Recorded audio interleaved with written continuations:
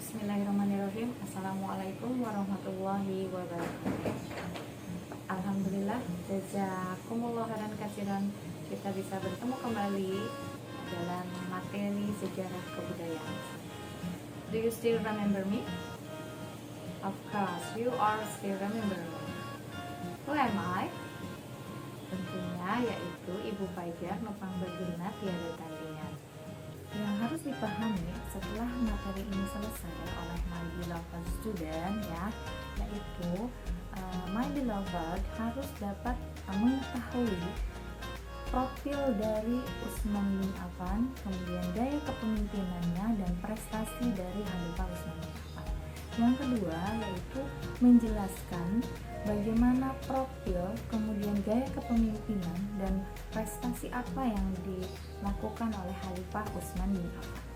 Yang ketiga yaitu tentunya ini yang lebih penting adalah meneladani dari Khalifah Utsman bin Affan. Oke, ya, kalau sudah tahu bagaimana apa yang harus dicapai oleh my beloved semuanya, mari kita bahas satu persatu.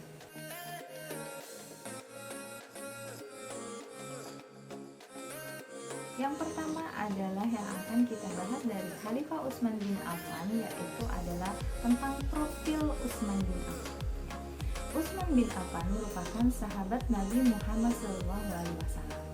Dia mendapat gelar yaitu Dzun-Nuraini wal Hijrataini. What is the meaning? Dzun-Nuraini wal Hijrataini? Ya, Dzun-Nuraini yaitu artinya adalah memiliki dua cahaya dan dua kali hijrah.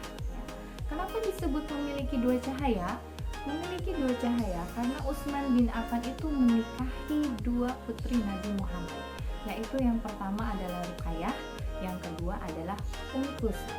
Tapi ingat ya, Utsman bin Affan tidak menikahi dalam waktu yang bersamaan, tetapi ketika itu Ruqayyah meninggal dunia, yang pada akhirnya kemudian Utsman bin Affan menikahi Ummu Kulsum yang pada saat itu adalah dia seorang janda, karena pada saat itu dia dinikahi oleh laki-laki yang berpura-pura masuk Islam hanya untuk membuat mempermalukan keluarga Nabi Muhammad, yaitu adalah Dzun-Nuraini. Sedangkan wal Hijrataini yaitu dua kali hijrah. Hijrah yang pertama yaitu hijrah ke Habsyi dan yang kedua adalah hijrah ke Madinah. Itu adalah profil dari Utsman bin Affan. Kemudian Utsman bin Affan, cara pemilihan Khalifah Utsman bin Affan berbeda dengan pemilihan khalifah-khalifah sebelumnya. Pada pertemuan dulu kita sudah bahas khalifah pertama, yaitu siapa khalifah pertama? Yaitu adalah Abu Bakar As-Siddiq. Abu Bakar As-Siddiq pemilihannya yaitu dengan cara musyawarah di sebuah balai pertemuan, yaitu yang namanya Sakifah Bani Sa'idah. Sedangkan pada khalifah yang kedua yaitu adalah Umar bin Khattab, pemilihannya dilakukan dengan cara pengangkatannya itu ditunjuk langsung oleh Khalifah Abu Bakar As-Siddiq atau diwasiatkan oleh Abu Bakar As-Siddiq, karena pada saat itu kemudian ketika Abu Bakar sedang menunjuk Umar bin Khattab, kemudian dia meninggal dunia. Nah, sekarang yang akan kita bahas adalah bagaimana pengangkatan Utsman bin Affan menjadi Khulafaur Rasyidin yang ketiga.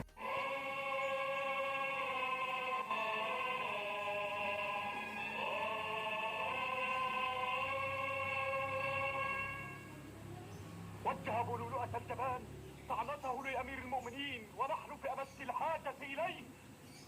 من ذا الذي سيتولى الأمر الخطير من بعد سيدنا عمر؟ ويسألون، الصامتون الذين شلهم حزن رهيب على فراقك، الخائفون على بنائك، يسألون من الذي سيكون بعدك؟ من الذي سيصون عهدك؟ من الذي سيحرس القلاع التي شيدتها بحد سيفك وبحد فأسك؟ نرجوك أن تستخلف يا مولاي عمر، فلتسمي الخليفة الذي سيتولى الأمر عليك. ونسي الرجل العظيم جرحه العظيم، وقال ببقايا الأنفاس التي بقيت في صدره: إن أستخلف فقد استخلف من هو خير مني، وإن أترك فقد ترك من هو خير مني. لا يا مولاي عمر، لا تتركنا دون أن تسمي لنا الخليفة الذي سوف يأتي من بعدك. فلتكن الخلافة من بعدي شورى. لم يجد سيدنا ابن الخطاب العظيم أفضل من هذا الحل الذي يبرئ ذمته أمام الناس، فقال: لتكن الخلافة من بعدي شورى في 6 يختارون أحدهم لها. شورى في 6، ولكنهم قد يختلفون يا مولاي عمر.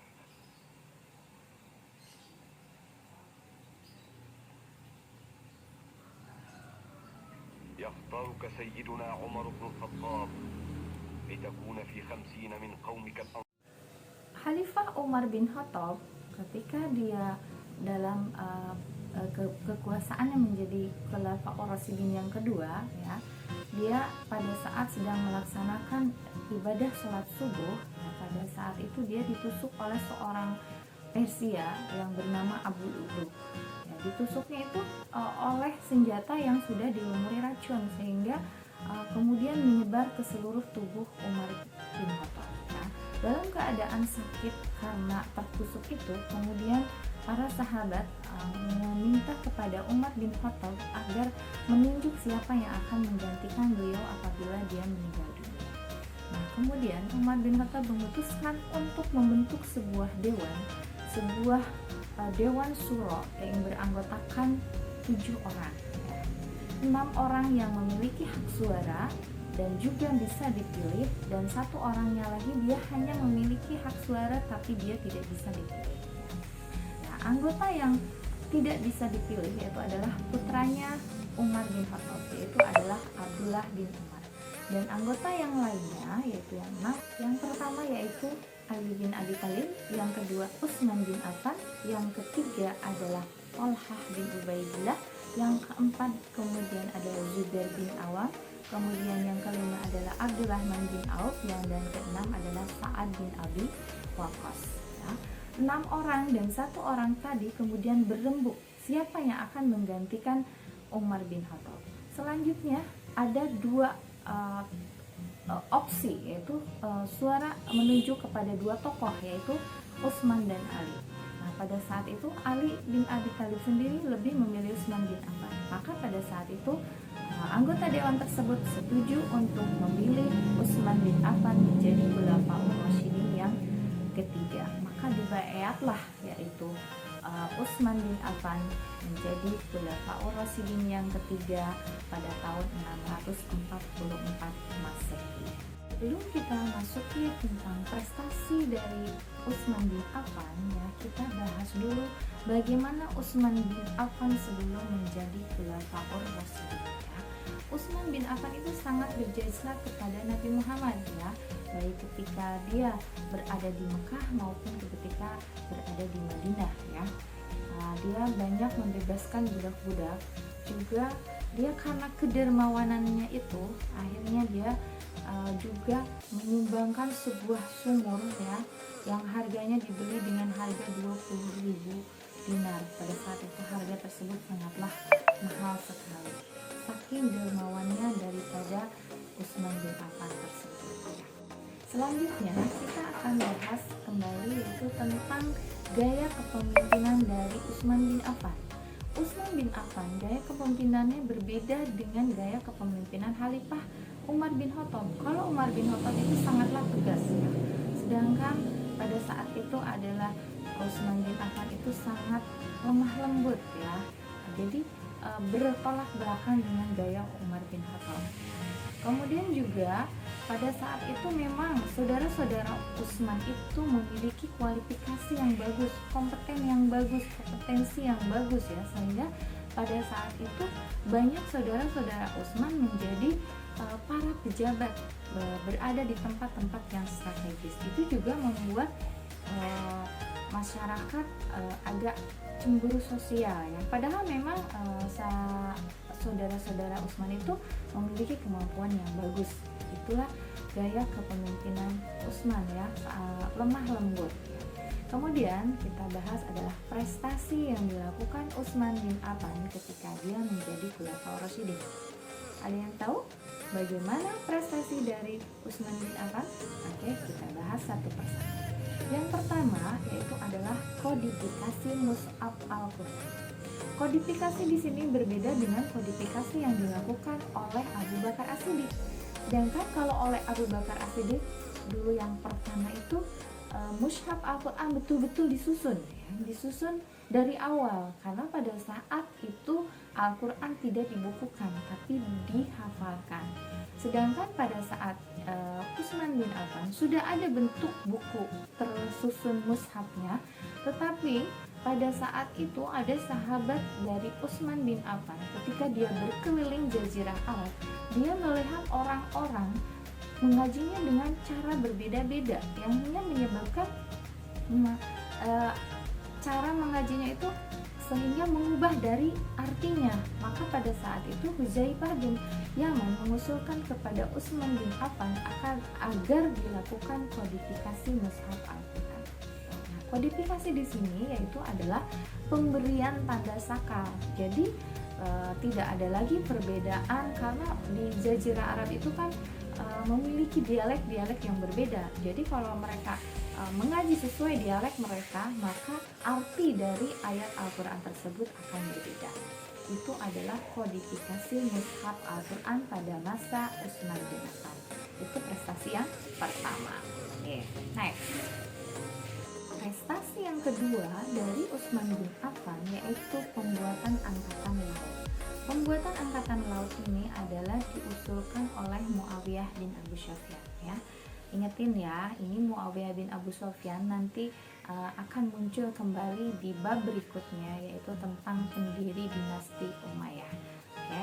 Next, prestasi yang ketiga yaitu adalah perluasan wilayah Islam ya.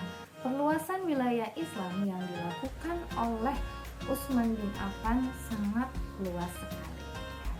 Kemudian yang keempat, prestasi Utsman bin Affan yaitu adalah merenovasi Masjid Nabawi ya. Pada saat itu Masjid Nabawi dibangun pada masa Nabi Muhammad, kemudian dibangun pada masa Umar bin Khattab, dan kemudian direnovasi, akhirnya diperlebar dan diperbagus lagi pada masa Utsman bin Affan. Oke, my beloved student, itu adalah hal dari prestasi Utsman bin Affan. Next, selanjutnya adalah apa yang bisa kita teladani dari gaya kepemimpinan Utsman bin Affan ya. Ada yang tahu bagaimana gaya kepemimpinannya yang bisa kita teladani? Oke, sangat banyak sekali teladan yang bisa kita ambil dari Khalifah Utsman bin Affan. Utsman bin Affan tetap lemah lembut, memiliki gayanya sendiri, kemudian juga dari kedermawanannya itu bisa kita teladani. Ya, sebenarnya banyak ya nanti tugas my beloved semuanya untuk mencari ya apa teladan yang bisa kita ambil dari Khalifah Utsman bin Affan. Bisa dipahami? Semoga tidak ya, supaya Anda semuanya nanti bisa searching mencari pengetahuan yang lebih luas. Next, setelah materi ini ya, kita nanti akan Zoom meeting, kemudian juga nanti Anda semuanya akan mengerjakan Google Form ya, untuk membuktikan apakah Ananda semuanya, my beloved semuanya, dengerin suara merdu ibu atau tidak ya. Oke, student, demikian ya pembahasan kita tentang Khalifah Utsman bin Affan. selalu pesan ibu kepada my beloved semuanya ya, keep doing good, never will be action. What is the meaning? Pasti sudah pada tahu ya. Tetaplah berbuat baik, tidak akan ada yang tertukar ya. Karena Allah Maha jelas hitungannya. Jadi ibu minta selalu berbuat baik. Insya Allah tidak akan ada yang tertukar ya. Berdoalah selalu di dalam hati, simpanlah di dalam hati kalian hanya satu, yaitu Allah. Segala sesuatu akan tercapai, dan kalau tidak tercapai kalian tidak akan kecewa. Alhamdulillah semuanya sudah tersampaikan ya. Mari kita tutup dengan bacaan hamdalah. Alhamdulillahirabbil alamin. Kebenarannya datang dari Allah, kesalahannya datang dari ibu pribadi. Subhanaka Allahumma wa bihamdika wa asyhadu an la ilaha illa anta astaghfiruka wa atubu ilaik. Hadanallahu wa iyyakum ajmain. Wassalamualaikum warahmatullahi wabarakatuh.